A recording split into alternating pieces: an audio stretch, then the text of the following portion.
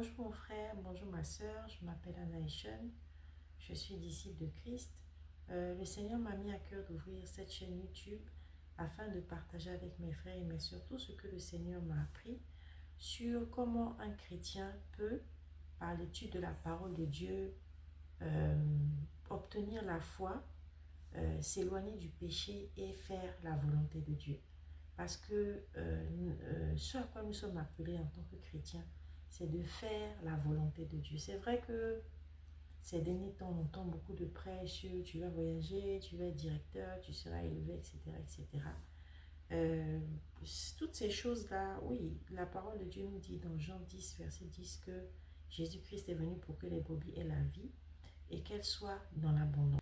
Donc Dieu veut que tes besoins matériels soient pourvus, mais il y a plus que ça, parce que ça ne peut pas être seulement l'objet de ta prière. Il y a le caractère de Christ qui veut que tu développes, il y a l'évangile, faire de toutes les nations des disciples. Donc il y a beaucoup de choses pour lesquelles tu dois prier, que tu dois faire, parce que ce sont toutes ces choses-là sur lesquelles tu vas devoir rendre compte. Parce que la parole de nous dit, cherchez le royaume des cieux et sa justice, et le reste vous sera donné en supplément. Mais le supplément ne peut pas être l'objet principal de notre prière, parce que normalement, si tout fonctionne bien, si nous recherchons effectivement le royaume des cieux et sa justice, ces choses-là, effectivement, nous sont données en supplément.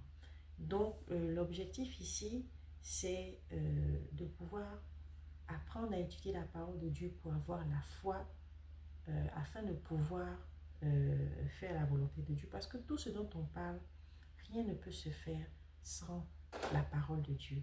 Donc, Jésus nous dit dans Acte 26, versets 16 à 17, « Mais lève-toi et tiens-toi sur tes pieds, car je te suis apparu pour t'établir ministre et témoin des choses que tu as vues et de celles pour lesquelles je t'apparaîtrai. Je t'ai choisi du milieu de ce peuple et du milieu des païens vers qui je t'envoie, afin que tu leur ouvres les yeux, pour qu'ils passent des ténèbres à la lumière et de la puissance de Satan à Dieu, pour qu'ils reçoivent par la foi en moi le pardon des péchés et l'héritage avec les sanctifiés. » Donc la parole de Dieu nous dit dans le verset 17 que pour qu'ils reçoivent par la foi en moi le pardon des péchés et l'héritage avec les sanctifiés. Donc Dieu nous dit que le pardon des péchés, l'héritage avec les sanctifiés, c'est par la foi en Jésus-Christ.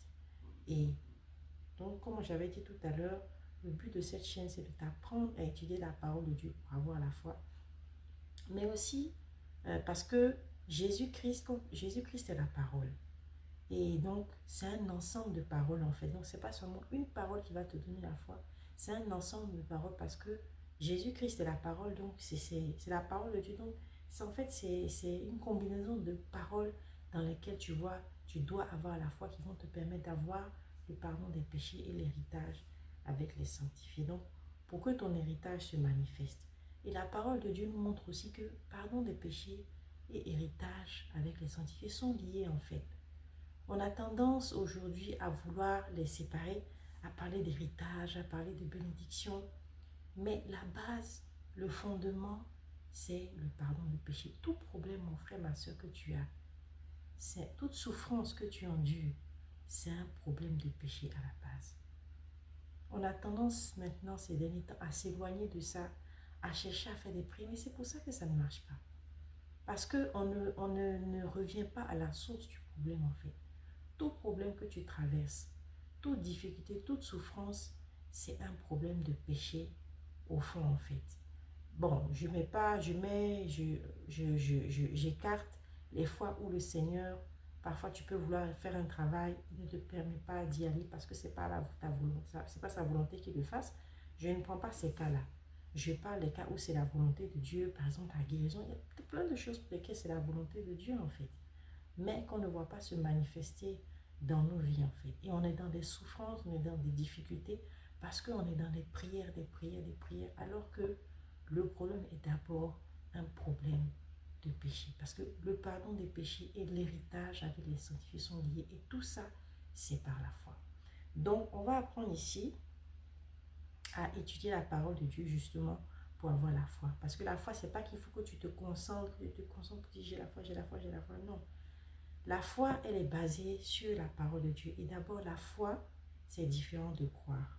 Romains nous dit, Romains 3, versets 21 et 22, mais maintenant, sans la loi est manifestée la justice de Dieu à laquelle rendent témoignage la loi et les prophètes.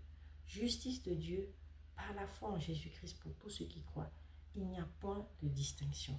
Donc ce texte nous mentionne, nous fait comprendre que quand on dit justice de Dieu par la foi en Jésus-Christ pour tous ceux qui croient, il n'y a point de distinction. Ça veut dire que la foi et croire, c'est différent. Si ce n'était pas différent, Dieu n'aurait pas mis dans le même verset foi et croire. On te dit pas justice de Dieu par la foi en Jésus-Christ pour tous ceux qui croient. Donc ça veut dire que pour Dieu, la foi et croire, c'est différent. Et Hébreu 11 nous donne la version de la foi. Il nous dit que c'est une ferme assurance des choses qu'on espère, une démonstration de celles qu'on ne voit pas. Donc la foi, on te dit, c'est une ferme assurance et c'est une démonstration. Donc là, ça veut dire que la foi est toujours associée à un résultat. Ça peut être une guérison, la résolution d'un problème. Alors que croire, en fait, croire n'est pas lié à un résultat. Tu peux croire que tu auras la vie éternelle, mais tu ne peux pas le démontrer. Là, maintenant, tant que tu es sur la terre, tu ne peux pas démontrer que tu as la vie éternelle. Donc, pour pouvoir, et on nous dit aussi que c'est la ferme assurance. Donc, ça veut dire que l'assurance qu'on a dans la parole que Dieu nous donne, en fait, elle doit être ferme. Donc, c'est une assurance ferme et c'est la démonstration, c'est une démonstration, en fait. Mais si tu n'étudies pas la parole, tu ne peux pas avoir cette ferme assurance, en fait. Si tu étudies de temps en temps et si tu ne demeures pas, tu ne peux pas avoir la ferme assurance que ce que Dieu dit, c'est vrai sans l'avoir vu. Donc, c'est comme ça que tu développes la foi, c'est par l'étude de la parole de Dieu. Donc, c'est ce qu'on va faire sur cette chaîne maintenant. Quelle parole?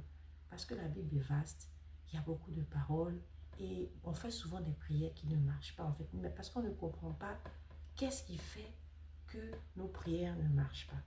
Donc, on va s'intéresser à avoir les paroles appropriées parce qu'il y a une structure à avoir, en fait. Il y a une structure à avoir pour que tu aies la foi, pour que tes prières marchent. Il y a une structure, il y a une façon de faire pour que tu puisses avoir la révélation de la parole de Dieu. Et dans ce qu'on va étudier, on va surtout s'intéresser à ce qui est, on va surtout s'intéresser à ce qui a été déjà fait. Nous avons été bénis de toute bénédiction dans les lieux célestes. Nous avons été justifiés, nous avons été crucifiés, nous avons été guéris. Il y a beaucoup de paroles dans la Bible qui sont au passé. C'est-à-dire, on les voit au passé, mais on ne voit pas ces choses-là dans nos vies. Donc, c'est ça qu'on va chercher à comprendre, c'est ça qu'on va chercher à étudier, tout ça pour avoir le pardon des péchés et l'héritage avec les sanctifiés. Parce que, ayant tout cela, il sera donc plus facile pour nous d'accomplir les bonnes œuvres que le Père a préparées d'avance pour nous. Et donc, c'est comme des cours.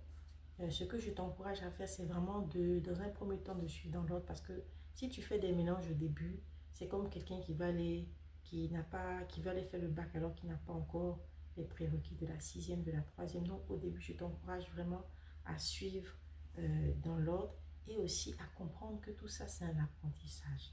C'est pas automatique. Aujourd'hui, avec les dons spirituels, on a tendance à vouloir que tout soit rapide, en fait, dans la vie chrétienne. Donc, la guérison, ça doit être instantané. En fait, c'est ce qu'on voit, en fait, beaucoup dans les dons spirituels. Mais c'est les dons spirituels, en fait. Voilà. Moi, je te parle d'un apprentissage pour te transformer, pour que tu puisses exprimer ta nature de Christ. Donc, ce n'est pas quelque chose du jour au lendemain, ça va te demander de la persévérance. Mais crois-moi que c'est vraiment le chemin que nous devons emprunter. Étudier la parole de Dieu pour manifester notre nature de Christ et toutes les choses que nous recherchons, la santé, la guérison, le mariage, le travail, toutes ces choses-là nous seront données en supplément. En tout cas, moi, j'ai beaucoup de témoignages personnels de délivrance, de guérison, de transformation par l'étude de la parole de Dieu. Parce que la parole de Dieu délivre, elle transforme, elle change vraiment les vies. Mais ce que je voudrais rajouter, c'est, comme je l'ai dit tout à l'heure, c'est il faut avoir une méthode pour étudier la parole de Dieu pour que ce soit, peut-être qu'on peut dire systématique, que tu puisses avoir la révélation. Que ce soit systématique, que tu puisses avoir la révélation de ce que Dieu veut que tu comprennes à cet instant T. Donc voilà, je pense que j'ai fini cette introduction, présentation de la chaîne.